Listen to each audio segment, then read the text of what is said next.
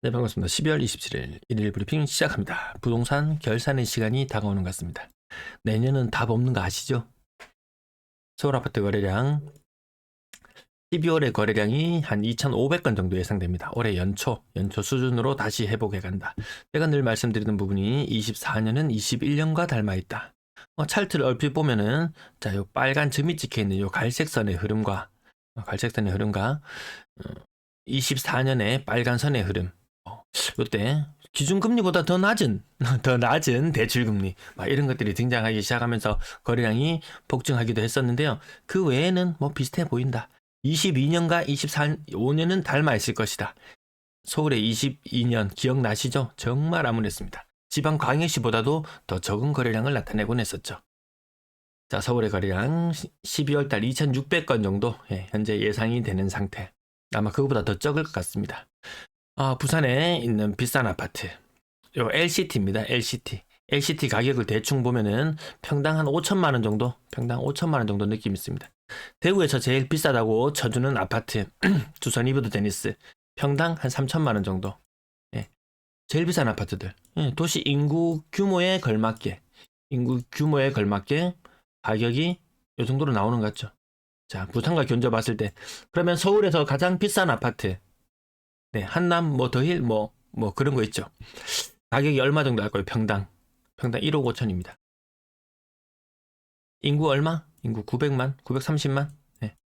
요 느낌 비슷하지 않습니까? 인구 대비해서 가장 돈 많은 사람들 하는 곳들 가격도 얼추 대충 그 정도로 나눠지는 것 같다. 요거네요. 평당 한 1억 5천씩 하는 이 서울의 가장 비싼 아파트. 찐부자 많다는 뉴스가 대구에 나왔습니다. 그래서 부산도 같이 한번 봅니다. 자, 나윤원 한남 가격 평당 1억 5천짜리 아파트. 연 24억을 벌어서 월 2천만 원을 쓴대요. 찐부자가 많다는 대구 어떤지 한번 볼까요? 집값은 한 20억 정도. 20억 정도 하는 곳에 소득이 2.6억입니다. 2.6억. 서울은 24억 벌어서 2천 쓰는데요. 대구는 찐부자가 2억 6천을 벌어서 한 달에 카드값을 1,700만 원을 쓴답니다. 1년에 2억 벌어서 2억 쓴다고 봅니다. 한 달에 카드 소백이 1,775만 원. 이거 12개월로 나눠보면 2억이거든요. 그러면 연봉 2.6억인 사람의 실수령액이 얼마나 될까? 연봉 2.6억인 사람 세금 공제하고 나면 연 예상 실수령액은 1억 6,800. 부부로 한산 나눠서 하면은 세율은 조금 더 낮아질 수는 있을 거예요. 근데 월 소득이 1,400만 원입니다. 근데 1,700만 원을 소비한답니다. 이게 찐부자입니까? 물론 이거는 평균 값이니까 달라질 수는 있을 거예요. 그러면 해운대 LCT 사는 사람은 얼마나 돈을 많이 벌까? 평균의 모습을 살펴보니까 가구 소득이 2억 3천만 원 정도 된답니다. 소득은 비슷한데 훨씬 더 비싼 집을 살아야 되는 것이 인구가 더 많은 지역에 사는 사람들이 감당해야 될 몫이다. 그만큼 더 많은 혜택을 누리는 부분도 있으니까요. 그럼 서울 사는 사람들은 강남 살고 이런 사람들은 대단하냐? 소득이 평균적인 모습은 이 정도 한 2억 5천 정도 가구 소득이 된다고 합니다. 24억 버는 사람은 실수령액 1년에 12억 정도 됩니다. 반틈이 세금이에요. 부산 LCT 사는 주민 가구 평균 2억 3천 소득, 한 달에 1,270만 원, 한 달에 1,300만 원 정도 소득입니다. 엄청난 소득은 아니죠.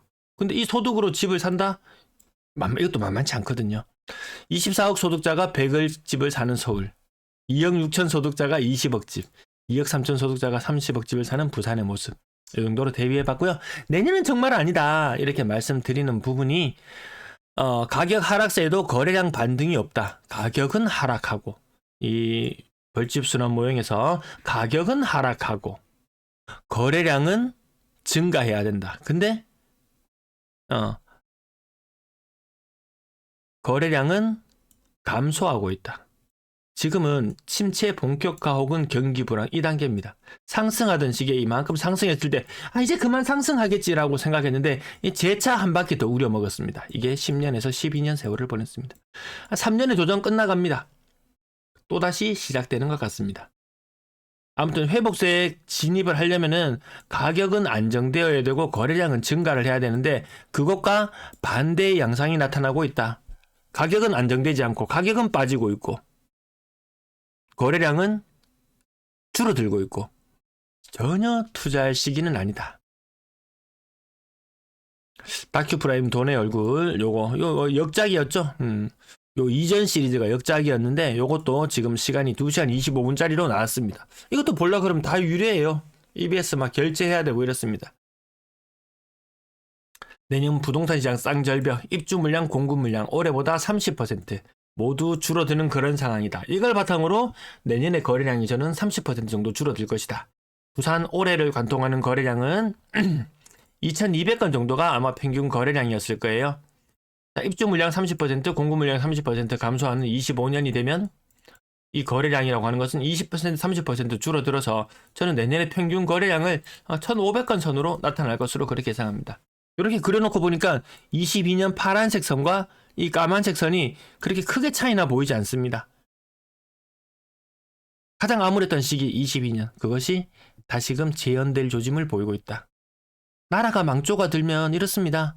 터키 리라화 가치가 막 7분의 1 토막 한 5원짜리 하던 게 뭐 한 7년 8년 세월 사이에 이렇게 바뀌었습니다. 35원. 35리라를 가져가야지 1달러를 주는 이런 형국입니다. 원달러 환율은 지금 어떤가요? 불과 얼마 전까지 지난 10년 15년을 관통하는 환율은 1달러 1100원이 공식처럼 되어 있었습니다.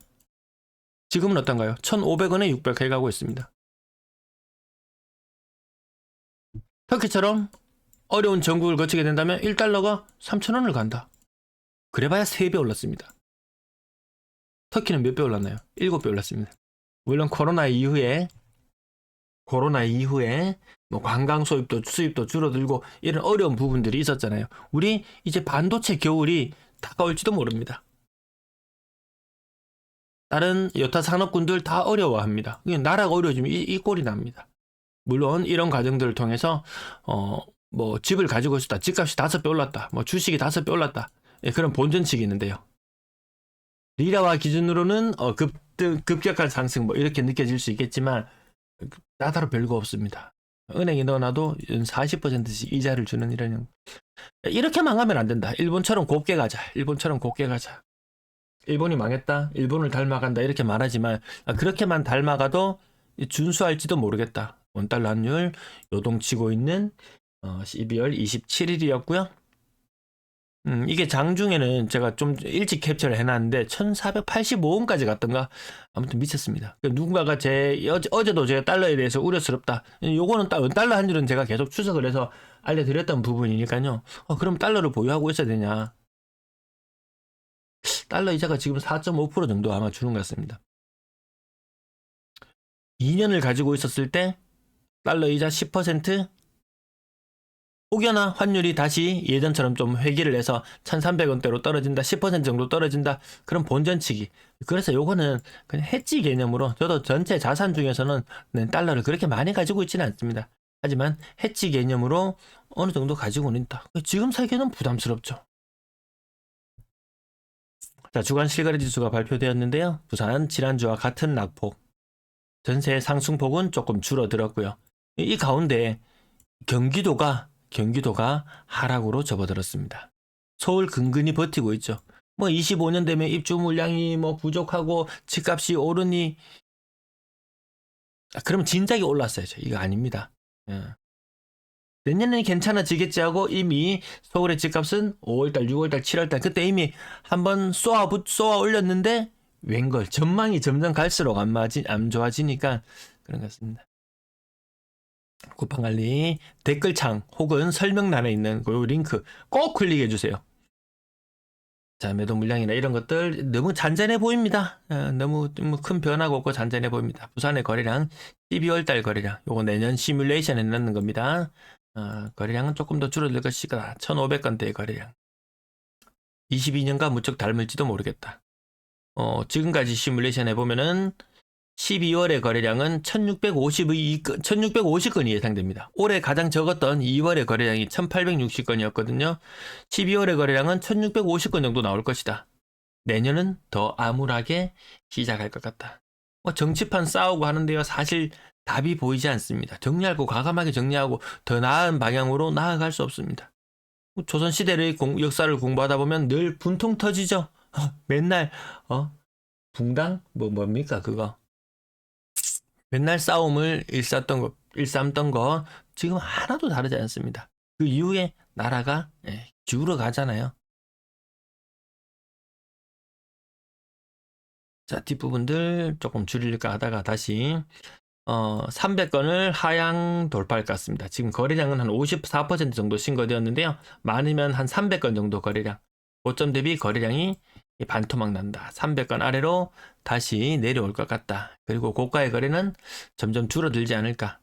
그렇게 예상해 봅니다. 실거래 가격 아주 비싼 아파트. 평당 얼마입니까? 평당 한 5천만 원에 달하는 가장 비싼 아파트.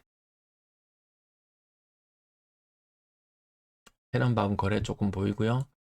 고점 대비 상당수 회복해는 가격. 한명 롯데엑스 가이저도 근래 들어서 가격이 높게 보이면요, 막 추격 매수하고 싶은 마음이 막 들거든요. 근데 곧바로 찬물을 끼얹는 또 가격이 떨어지는 거래가 한두 건 또 나오고, 그래서 계속 횡보장세. 뭐 수십억짜리 거래, 뭐 양극화가 심화되고 초양극화 이야기하면 저런 현상은 늘 따라올 수밖에 없다. 그것이 시장 전체를 대변하는 것이 아니더라. 대다수.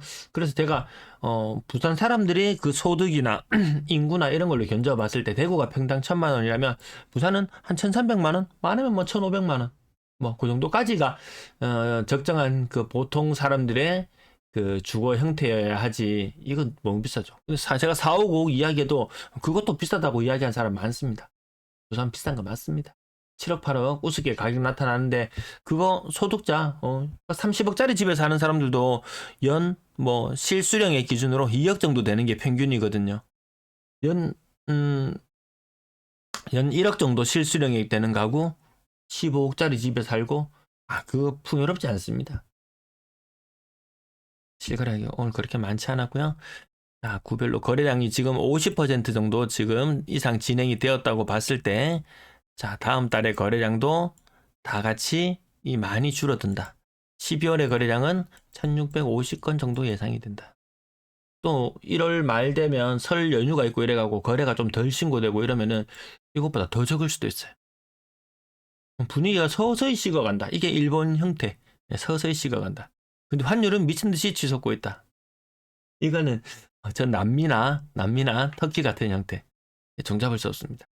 그래서 그래도 단순히 원화만 가지고 있으면 터키식이나 남미식이 되면 원화만 가지고 있으면 등신되고요. 그래서 적당한 실물 자산을 보유하는 것도 맞고 하여튼 뭔가 균형이 맞아야 된다. 가급적이면 좋은 형태는 이 선진국형 타입 30에 부동산과 70에 금융자산, 요게 선진국이다. 우리는 뭡니까 이거 80에 부동산, 그리고 20의 금융자산. 이건 아니더라도 최소한 제 영상 구독하고 하시는 분은 그래도 반반은 맞출 수 있을 정도. 반반은 너무 빚 많이 내가지고 하는 것들, 그렇게 자산 급격한 상승 불러오는 것은 아주 초고가의 아파트들이랑 오르는 정도지, 그 중간쯤에 끼어있는 아파트들 급격한 가격 변동을 느낄 수가 없습니다. 연초와 비슷한 전세 가격 수준.